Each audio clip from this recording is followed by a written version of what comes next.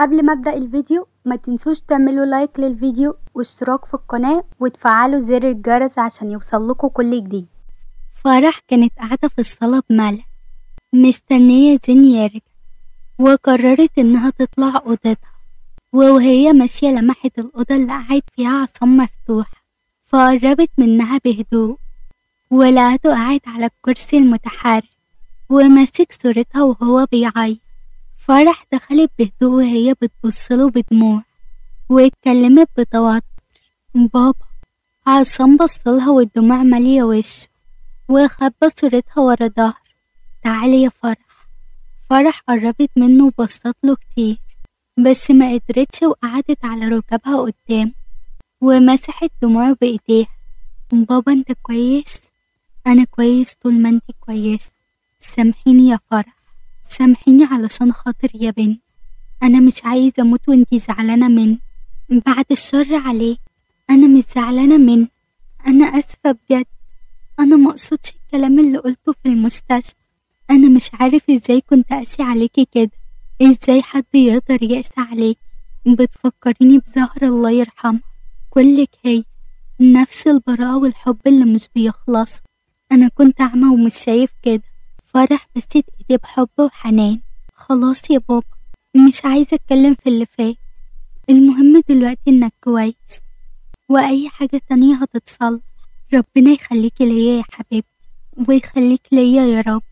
تعالى بقى ارتاح شوية. وساعدته وحركت الكرسي لحد السرير ونيمته على السرير. ان شاء الله مع العلاج هتخف وهترجع زي الاول واحسن. تصبح على خير. وسابته وطلعت على اوضتها. زين بعدها بشوية وصل وعرف ان عصام نايم في الأوضة بتاعته، فطلع لفرح بسرعة. زين دخل الأوضة وهو بيبصلها بصدمة. فرح قربت منه بضحك. ايه رأيك؟ اللي انتي لابساه ده، انتي لابسة بدلة رقص؟ فرح وهي بتلف في الأوضة. حلوة بصراحة، كنت قاعدة زهقانة فطلبتها ولبستها. وقربت منه وحضنته من رقبته بحب. ايه رأيك؟ ما تيجي اقولك على كلمة سر. فرح بعدت عنه بسرعة. لا، انت قليل الادب وما بتقوليش على حاجة. زين قرب منها بصدمة. فرح ايه ده؟ لا يا زين، انا بخاف من الحشرات. زين قرب وشدها من وسطها. لا دي مش حشرة، امال ايه دي؟ زين بسها بوسة سريعة. ده عسل وشلته خلاص. فرح ضربته على كتفه بعصبية. انت قليل الادب، ابعد بقى عني كده. زين ضحك عليها وكان لسه هيقرب منها بس لقى الباب بيخبط. حظي، الباب انقذك مني. قليل الادب، انا داخله اغير الزفت ده. زين بصلها بابتسامة وراح يفتح الباب وكانت وداد بابتسامة. حمد لله على سلامتك يا زين باشا. خير، انا كده اشوفك هتاكل ولا لا؟ فرح طلعت وقربت منهم بعصبية. لا يا حبيبتي، زين بيه مش هياكل. زين ضحك وحب يضايقها. لا يا وداد انا جعان جدا، حضريلي الاكل، احلى اكل علشان خاطر عيونك، عن اذنك. فرح بصت لها بعصبية وراحت قعدت على السرير. ايه يا حبيبتي، قلعتي البدلة ليه؟ كانت حلوة عليكي اوي. انت مالك انت؟ انا كنت لابساها ليا مش ليك. خلاص هروح اشوف لك واحدة تانية تلبسيها لي. زين بطل كلامك ده بقى. زين قرب منها وبسها من راسها. خلاص يا حبيبتي، انتي حلوة في اي حاجة تلبسيها. فرح ضحكت وحضنته اكتر. زين ممكن اطلب منك طلب؟ اعتبريه حصل. انا مش عايزة وداد والبنت اللي معاها يباتوا في البيت، يعني هما يجوا ينضفوا كل اسبوع زي ما كنت بتعمل في الاول. بصراحة بقى مش مستريحة لها. انا خايفة اصحى في يوم الاقيها متجوزاك من ورايا وتطلع حامل وتيجي تقولي وانت تهددها ان انا لو عرفت هتموتها. ايه كل ده؟ انتي الافلام لحست دماغك خلاص. من بكرة مش هيكونوا موجودين، هخليها تيجي تنظف بس، وهخلي اعظم شيف يجي يعمل لنا الاكل. اكلها ما يتاكلش اصلا، مفيش حاجة تتاكل هنا غيرك انت. على فكرة انت بقيت قليل الادب واوفر، ما تيجي طيب تعلميني الادب. فرح ضحكت وهي بتحضنه بابتسامة. مريم نزلت ولسه هتركب عربيتها، لقت حد واقف وراها. عمرو بابتسامة حزينة: وحشتين، انت ايه اللي جابك هنا؟ اتفضل من هنا لو سمحت. صدقيني يا مريم انا بحب، والله هي اللي جات لي المكتب. امشي يا عمرو من هنا، مش عايزة اشوفك تاني. للدرجة دي يا مريم مش طايقاني؟ مريم ليه مش مصدقاني؟ انا والله العظيم بحب. مريم بصتله بعصبية، وكانت لسه هتفتح العربية بس هو قفل الباب. مش هتمشي الا لما تسمعيني يا مريم. ابعد عني يا عمرو، هصوت واخلي الامن يطردوك بره. ليه يا مريم؟ ليه مش عايزة تسامحيني لمرة واحدة بس؟ لا يا عمرو، انا كنت متقبلة انك تعرف قبل ستات بعدد شعر راسك، وقلت خلاص هو دلوقتي بيحبني وخلاص مش هيبص لحد غيري. بس لا يا عمرو، انت مش هتتغير وانا مش هعرف اغيرك. وسابته وطلعت على بيتها وهي بتعيط، وهو واقف يبصلها مش عارف يتحرك، عايز يروح يحضنها ويقول لها قد ايه هو بيحبها. بصلها بدموع ومشي. في الفندق ندى وهي فرحانة: انا مش مصدقة يا حازم، مش مصدقة ان النهاردة فرحنا خلاص. اه، واكيد واخدة بالي. ها، قصدك ايه؟ لا بقولك بالليل. طب هقفل دلوقتي علشان الحق اجي. يلا باي. قفلت معاه وهي مبسوطة، ولقت نيلي وفرح دخل. ألف مبروك يا ندى. فرح وحشتيني قوي. أنا آسفة يا فرح، خلاص مش لازم نتكلم في اللي فات. المهم دلوقتي النهاردة فرح، يعني لازم تكوني مبسوطة يا روحي. لا بقولكوا ايه، أنا جاية هنا علشان أرقص. بطلوا نكد بقى وشغلوا لنا أغاني. اه صح يا نيلي، هو فين ده اللي كان معاكي المرة اللي فاتت؟ ها؟ ايه، أنا مش سامع حاجة، الدي جي صوته عالي. هو مين ده اللي كان معاكي؟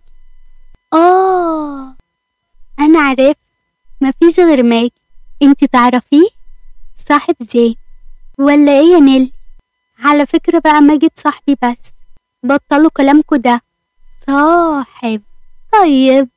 وبدأوا يلبسوا ويساعدوا ندى. شكلك حلو قوي يا ندى. بجد حلوة قوي الفستان عليك، انا مكسوفة اطلع كده. فرح حست نفسها دايخة، فقعدت على الكرسي واتكلمت بتاعها: ما تخافيش كلنا معاكي. فرح انتي كويسة؟ اه بس حسيت بدوخة كده، ممكن علشان ما نمتش كويس. نيلي قربت منها وضحكت بخبز: او ممكن مثلا تكوني حامل. واو، دي هتبقى احلى مفاجأة. تخيلي كده فرح وهي حامل. لو بنت هتسميها نيلي، لا هتسميها ندى. فرح حطت ايديها على بطنها تلقائي، وبتفكر لو كانت حامل زين هيكون رد فعله ايه. ايه روحتي فين يا ماما؟ انتوا رغايين على فكرة. يلا زمانهم كلهم تحت. نزلوا على تحت وفرح كانت بتقفل الأوضة ونازلة وراه، بس لقت حد شدها. فرح بخوف وهي مغمضة عينيها: لا ابعد عني. زين ضحك عليها: وحشين. فرح فتحت عينيها: زين، انت جيت امتى؟ زين بصلها من فوق لتحت بابتسام. كانت لابسة فستان مخليها شكلها حلو جدا. معقول يعني هسيب القمر ده يجي لوحده؟ وبعدين ايه الحلاوة دي؟ ميرسي. وقربت منه بعصبية وهي بتقفله زراير قميصه اللي كانت مفتوحة. انت فاتح القميص كده ليه؟ انت شكلك كده عايزني اتخانق مع كل واحدة هتبصلك. زين قرب منها وبس: محدش يقدر يبصلي طول ما انت معايا. زين، ممكن حد يشوف. زين وهو بيبوسها من رقبتها: مش مهم. فرح بعدته عنها: زين احنا في الفندق، ممكن حد يعدي ويشوف يقول علينا ايه. زين بعد عنها بابتسامة خبيثة: لما نروح البيت هنبقى نكمل كلامنا. يلا. مسكها من ايديها ونزلوا الفرح وراحوا يسلموا على ندى وحازم. فرح حضنت ندى بابتسامة: ألف مبروك يا حبيبتي. الله يبارك فيكي. مبروك يا حازم. الله يبارك فيكي يا فرح. زين وهو بيسلم على حازم ومسك ايديه جامد: مبروك. حازم بصله شوية واتكلم بابتسامة مصطنعة: الله يبارك فيك. زين بابتسامة وهو بيبص لندى: مبروك. ندى بصتله بتوتر. شكرا. طيب نسيبكم بقى. يلا يا زين. فرح بصت لزين اللي كان ماسك تليفونه ومركز فيه. زين تعالى نرقص. يلا. وكانوا بيرقصوا سوا جنب حازم وندى. فرح حاسة بوجع في بطنها فمسكت كتف زين بتاعها. فرح انتي كويسة؟ كويسة. ما تقلقش. ما قلقش ايه؟ انتي مش شايفة نفسك؟ تعالي ارتاحي. طيب محتاجة ارتاح. زين قعدها وقعد جنبها بخوف. فرح انتي لازم تروحي للدكتور دلوقتي. لا يا حبيبي ما تقلقش عليا. بقيت كويسة ما تخافش. متأكدة؟ فرح كانت لسه هتتكلم بس حاسة بوجع في بطنها أكبر فصرخت بتعب. يا زين. زين وقف بسرعة.